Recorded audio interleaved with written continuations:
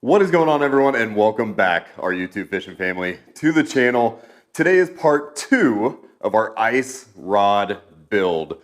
So in the last video, we started building our very own custom ice rods thanks to a kit that I purchased online from Mudhole. And this kit came with 3 separate rod blanks, and we picked out the 28-inch ultralight to kind of give this whole process a start and get a little bit of skill and experience under our belt. So in the last video, what we ended up completing was the entire handle assembly. So from the fighting butt to the reel seat to the front grip, all of that we kind of worked through. Everything from reaming the cork to getting it glued with the Pro Paste onto the handle mounting tube, and then getting that entire thing glued onto our carbon rod blank. So once again, this was a 28-inch carbon ultralight. We found the spine, made sure all of that stuff lined up, and today we are ready to start in on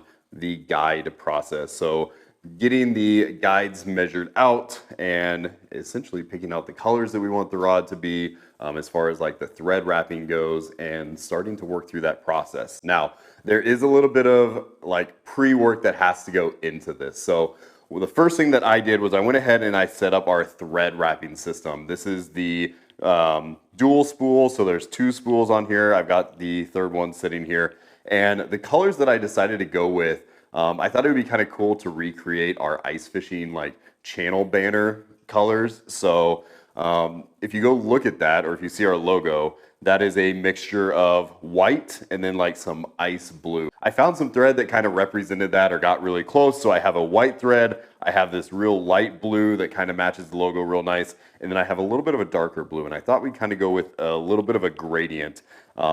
No means an expert in any of this at all. So like I said, I'm very new to this.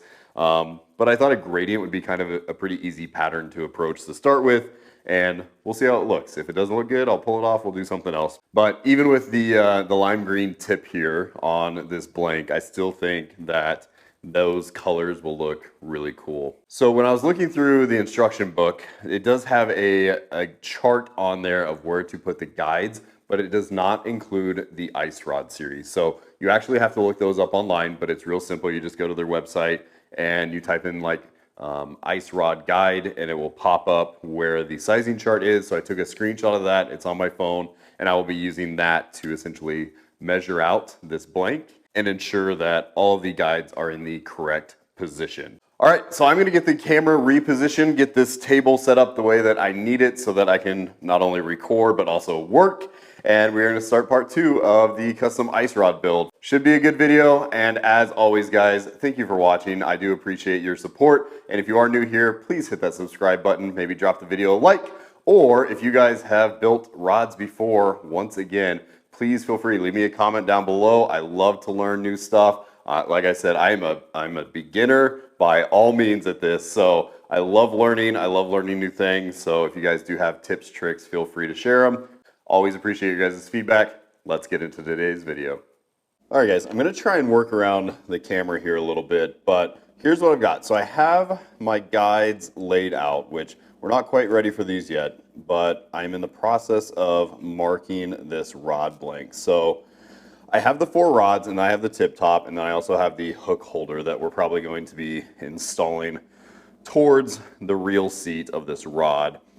But here's essentially what I'm doing, and I'm not really able to do this around the camera, so I'm just going to kind of line it up, show you guys, and then I'll finish up what I was doing here. But all of the measurements are on those guide sheets like I mentioned earlier. So I had to go online and download those guide sheets. Not a big deal, but the biggest thing is that the tip of the rod is what you put at your 0. And I am making all of these marks along the spine of the rod. So I have the spine facing up towards me, towards the camera, and I am using my China marker to go ahead and mark these out. So the first guide, or the smallest guide, would be this one, is supposed to go at 2 5/16. So go out to 2, go to 5/16, and that's where I made my mark. So I doubt you can kind of see it, but there is a mark there. And then you kind of work your way down. So the second guide from the tip is right here, and it went at 5 7/16. So then I made my mark with the China marker here, and then just kind of went down. So third one was at 9 3/8, and then the last one, or the largest one, is at exactly 14. So this is kind of how it lays out on the rod. Obviously we have our tip top that we'll glue on to, and then we have our hook holder that we'll be tying on as well. But that is essentially how I measured out those 4 guides, made the mark with that China marker, and now we're just going to go through and make sure that we can line them up on the rod, tape them temporarily, and we will be ready to start actually tying on these guides with our hand wrapping system. Now that we have all of our marks on to our rod blank, so working from the reel up, I have my first guide, second guide, third, and fourth up here by the tip. I have all of those marked out, and maybe you can see those little China marker spots or not, but here's the spine mark that we made in the last video, and all of those marks are on the same side of that carbon blank as my spine, so I always keep that location in mind. The next part of this is going to be actually temporarily taping down our guides, and this is another kind of point of confusion at times, is how do you place the guide? The guide itself has this little foot, and that is what attaches to your rod blank. But you do not line up the foot with that mark, either the front or the back. Really what that mark is, slide this up, is that mark, if I drew a line perpendicular to it, that mark should line up with the top of the guide. So our foot of the guide is actually quite a bit forward in this case. In fact, if I just do a rough measurement, it's about 3/4 of an inch in front of that actual mark to go from the back of the foot to that actual guide mark. All right, so I have the first guide temporarily taped onto our rod blank here. So again, here is our spine marker on the top of this rod blank, and I lined up the foot of that guide with that spine. And then here is our guide mark, and this was guide number 4 from the top, or first from the reel seat. And again, I did not line up the shoe at that mark. That is not how that works. The guide mark is to be in line with the top of the actual guide itself. So perpendicular from that rod blank straight up is where that tip of the guide should be. So for me, this is going to be a little bit of an experiment time to make sure that it looks the way I want it to. Like I said, I kind of want to go from a gradient. I can't quite figure out the way that I want to do that. If I want to start with like a white and then go into the lighter blue and then finish off with the darker blue, that might look kind of cool. Or kind of the reverse of that, where I start with the dark blue, transition into a light blue, and then finish up with a little bit of white at the very top. So I'm going to mess around with it a little bit, and then I will jump back in here with you guys once I've kind of figured out the look I want to go for, and we will finish up some of these other guides as well. All right, so I just got the first guide kind of the way that I believe I want it now. So what I ended up doing, and I had to put on gloves because this white thread shows dirt like crazy. So I just threw on a pair of gloves to kind of work with this. But what I ended up doing was wrapping a white base layer. So the white runs all the way through. They all run essentially the same distance. But I ran a white underlayer and then actually sat the guide on top of that. So the guide and the foot are sitting on top of this white layer. And I went about 1/4 of an inch back from this foot. So where the foot ends to the start of this thread here, that's about 1/4 of an inch, maybe a little bit longer. And I just marked that with the China marker. And then I went through and did a base layer of this white thread. And that's what I had to put gloves on for, was dealing with that white thread. It just showed all of the dirt from hands or whatever oils you might have on your hands. So I did put on gloves to do that. And then I sat the guide on top of the white. So the guide foot is sitting on top of this white thread. And then I did the light blue layer. So the light blue layer goes all the way down, up and over the foot. And then I followed that up with the darker blue. And I ended up liking the darker blue a little bit more than the lighter blue. It just looks like it's a little bit brighter, and I think it'll look nice once it's epoxied. So all the way around, and I made sure that that foot does line up. There's our spine mark, so it lines up really nice with that. And then here was the mark for where the tip of that guide should line up. So from here straight up is where the top of that guide is at. So everything looks really good. Not too bad for a first run through, and I'm sure that I can get some higher quality thread as we go through. This thread's kind of not overly nice to work with, but I'm sure we'll be able to upgrade that as well.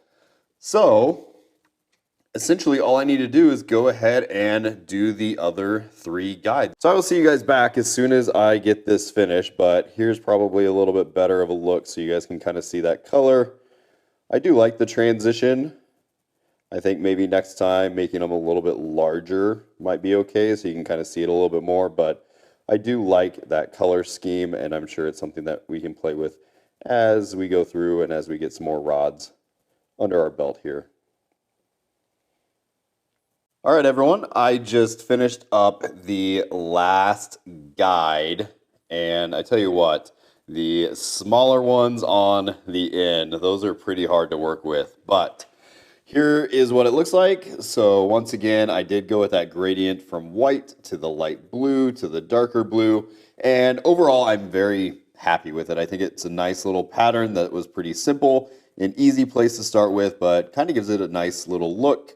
So those 3 I'm really happy with. They look good. This one I ended up a little short, I think, on the white overall in comparison to the others. But when you're working with these really small guides, it just kind of got away from me, I think, a little bit.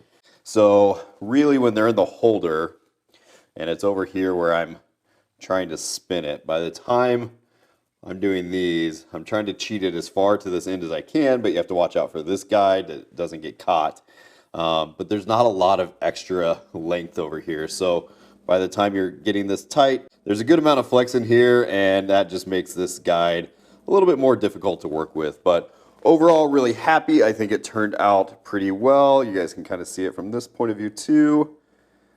That gradient's just kind of a nice little pattern, and I don't think it clashes too much with that green up top. So not too shabby for kind of our first project here and a learning experience. All right, well that is going to wrap up this video, and apologies if it's a little shaky. I broke the camera mount, so I have to hold it to do this outro. But overall, in the second part of our custom ice rod build, we got the guides measured and spaced apart, and then got all of the initial thread wrapping done on all 4 guides. So in the final part of this series, so episode number 3, if you will, or video 3, we're going to finish this up. We're going to finish this rod completely, which means that we need to put the tip top on, and then we're going to do all of the thread finish, make it look nice and good, throw it onto the turner, and essentially just let it dry, and we will be done. I'm still looking at this little hook holder to figure out if I'm going to put that on or not. My only concern is then I kind of have to have some kind of made up pattern or something for the bottom that kind of matches. So I'm going to think about that, and if I decide to add it, I'll just show it to you guys in the next video before we throw that thread finish on. But as always, guys, thank you so much for checking out this video. I greatly appreciate it. Drop any tips, any comments you have down in the comments. And if you are new here, I hope you will consider subscribing. This is new to me, new to the channel, but I'm enjoying the process a lot. So it's kind of nice to get back into this, and then knowing that, you know, eventually down the line here, we are going to get some high-end components and make a couple very nice rods and spend some good time on them. So if you guys enjoy ice fishing, fishing in general, all sorts of items related to fishing, soft plastic mold making, lead jigs, etc., I hope you'll consider subscribing. It helps me out, helps this channel grow, helps me continue to do projects like this and the things that I love, all related to fishing. So thank you guys as always. I'll catch you guys next time. Thanks for watching.